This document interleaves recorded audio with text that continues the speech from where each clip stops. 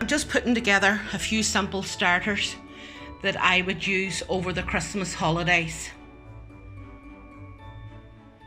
Using probably a lot of store cupboard ingredients.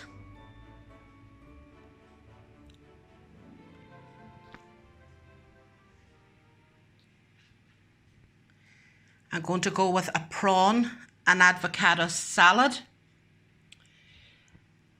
I'll do an egg mayonnaise.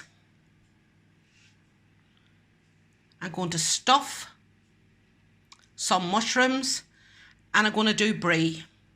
I'm also going to do garlic mushrooms. I've cut 6 tomatoes in half. I've cut a bulb of garlic in half, placed them on a lined roasting tray, drizzled with oil and balsamic vinegar, and I'm just going to roast them in the oven now for about maybe 20 to 30 minutes until they're nicely caramelized. We have the tomatoes and the garlic out of the oven now, so I'm just going to add it to this bowl, and using a stick blender I'm just going to give it a bit of a blitz. You just want to squeeze your garlic out of the skins and into your bowl with the tomatoes. You think it's going to be very strong, but it's actually not as strong whenever you roast it. I would usually use the large flat mushrooms, but they weren't available and these were the largest ones that I could get. I'm going to make a couple of different varieties. I'm going to make mozzarella, cheese and tomato, and then I'm going to make another mix with Gruyere cheese. I tend to use Gruyere if I'm making cheese sauces or I want a nice smooth cheese, and in this I also use buffalo mozzarella, because I think if you use the grated mozzarella it's a bit stringy when you're eating it. I've got 2 different kinds of breadcrumbs. I have the panko, which are the crispy, and I have fresh breadcrumbs. What I do with the fresh breadcrumbs is I put a small teaspoon into the bottom of my mushroom, and what that does is it gathers up any juices so as that they don't go soggy on me. Then I'll add my various fillings. Here I have the buffalo mozzarella, and on this side just a small cube of brie into the middle of the mushroom on top of my breadcrumbs. I've topped the mozzarella ones in tomato, and the brie ones I have topped them with Gruyere. I hope I'm pronouncing that correctly. Now over here I have my breadcrumbs, my panko. I've added some salt, pepper and a bit of garlic powder to that. Now on top of these I'm now going to put a wee bit of fresh basil. Now they're ready to top with the breadcrumb mix. Now they're ready for the oven. I pop them in at 180 degrees preheated, and then drop it down to 160 for about 30 to 35 minutes. I tend to do a lot of my preparation in advance so that I have little to do on Christmas Day, to be honest with you, other than to build the dinner. So I would have my sauces made and in containers in the fridge. I would have my veg prepped, everything ready. I'm going to make a start now on my brie and garlic mushrooms while the tomatoes are roasting in the oven. So first of all, I have the smallest saucepan in the house, just over half filled with vegetable oil heating. On this tray, I have my brie at one side and my mushrooms at the other, and I have panko in the middle. Now you can buy panko from most the larger supermarkets. It's a dried breadcrumb and it gives you a better finish than if you use fresh breadcrumbs, because they tend to clog up and dirty the oil. Now I have got a bowl of beaten egg as well.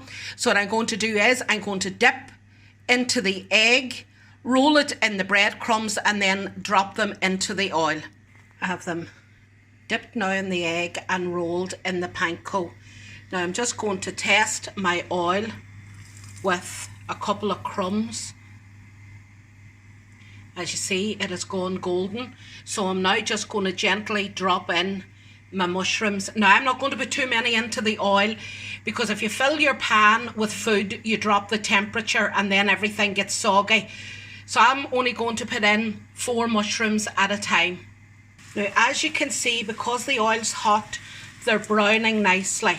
So I'm just going to turn them over in the oil to get the bottoms done on them. Now if you're cooking these the day before, you only want to get them a light colour, because they will go darker in the second cook. That would be your finished colour. Here I have them out. If I was going to be cooking these in advance, I would do them a slightly lighter colour than this, to allow for the extra browning whenever you're reheating them in the oven or indeed the oil the next day. I tend to put them into the oven the second day at a very high temperature, just for 5 minutes. I'm going to start now on the brie, but this time I'm going to double dip. So I have flour, panko and the brie. So I'm going to dip the brie into the egg, roll it in the flour, dip it again in the egg, and then into the panko, into the crisp breadcrumbs. Now you need to be very, very careful with this operation, because the pan's hot, the oil's hot. What I do is, when I'm doing the brie, I just drop it in for a small amount of time, just to get the breadcrumbs lightly browned and the whole thing sealed. Then I lift it out, and in between each piece I use a small sieve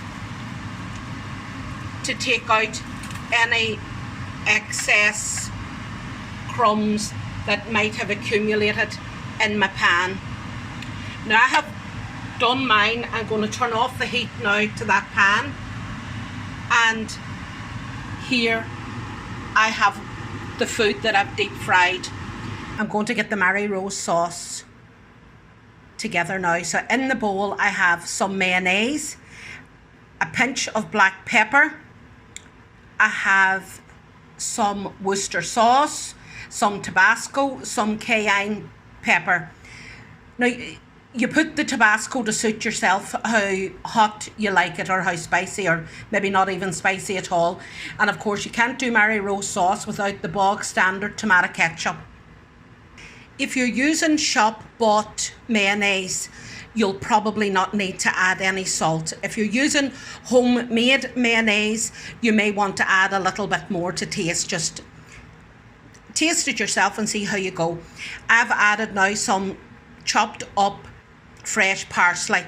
Now I don't chop the parsley up too finely, because it tends to go into a mulch. So keep the pieces fairly big. So just to go over the ingredients again, for that we had mayonnaise, cayenne pepper, Tabasco sauce, Worcester sauce, tomato ketchup, bit of black pepper, some celery and fresh lemon juice. Now if you're preparing avocado in advance, you need to keep it sealed and put some lemon juice on it.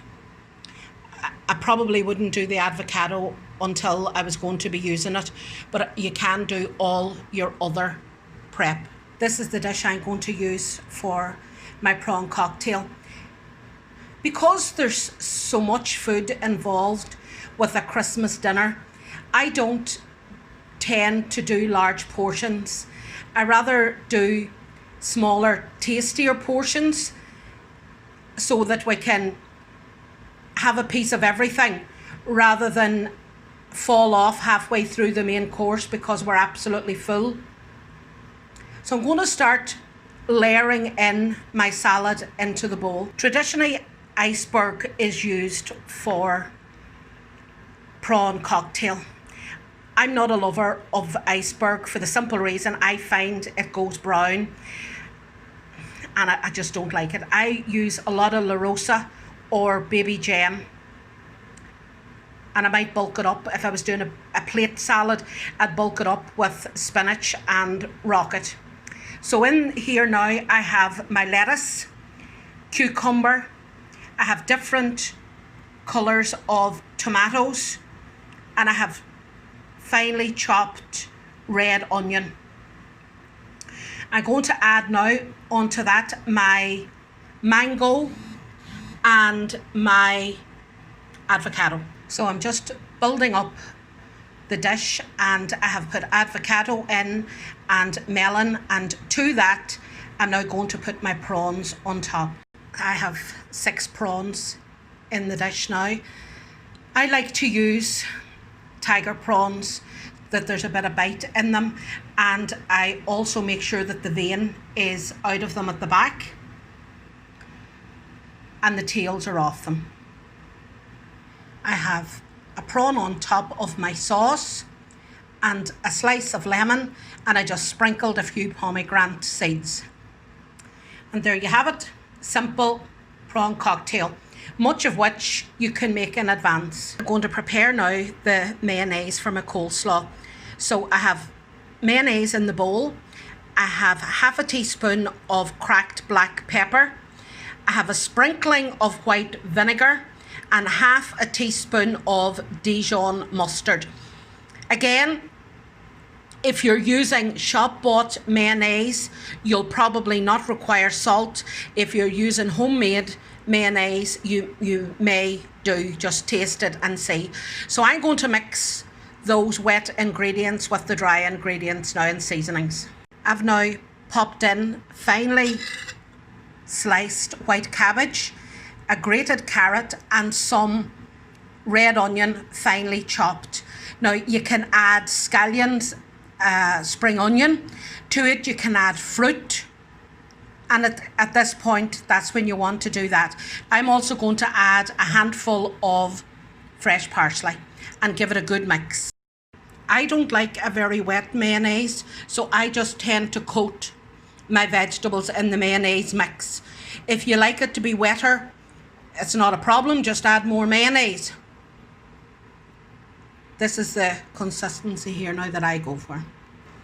With my eggs, I would have the eggs boiled and in a container covered in cold water. Well, obviously cold when it's in the fridge, but I'd cover it in water and put them into the fridge.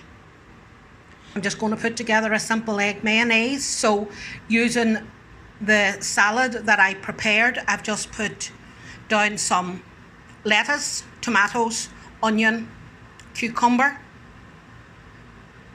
I have a bit of coleslaw on the side, and I'm just going to half my eggs and place them on the top. I have mixed a couple of tablespoons of mayonnaise with half a teaspoon of water, and I've given it a real good mix, cold water. What that does is it gives you a consistency that allows you just to pour it over the top of the eggs, to coat the eggs. So the wee bit of water just allows you to coat your eggs, and you don't have this thick clumpy mayonnaise stuck in the middle of it. So it's nicely coated, and then sprinkle your paprika. And when you're sprinkling the paprika, sprinkle it from high, so as you just get a wee dusting really, and then I just put on some fresh parsley. And there you have another very traditional starter. I've put just some salad, mixed salad, in the middle of the plate, and to one side I've put a spoon of cranberry sauce and a spoon of onion marmalade, both that I made earlier on in the autumn. I've put 3 pieces of brie on top of the salad leaves, and then here I have a pickled walnut that I made also in the autumn, and they're just ready for eating now. The garlic mushrooms here now sitting on a bed of salad, piece of coleslaw, a walnut, and I'm going to drizzle it with some garlic butter. Here we have the salad bed for the stuffed mushrooms, I just mixed in some avocado and mango in through it and some pomegranate. Bit of coleslaw on the side. I got a bit of mayonnaise and I added some of the tomato that I had blitzed, the roasted tomato, mixed that in through it with a bit of fresh basil. So I'm going to put my stuffed mushrooms on top and a bit of this sauce on the side. One of each variety of the stuffed mushrooms and some of the sauce on the side. I just sliced the mushrooms for you to see. They're just nicely cooked in the middle. See, those breadcrumbs stop it going soggy when you put them in first. And there you have another simple starter dish. These can be made a couple of days in advance and put into a container just ready for sitting on the oven tray on Christmas Day, 20 minutes, 30 minutes before you're going to serve them. We have a choice of 5 starters: brie,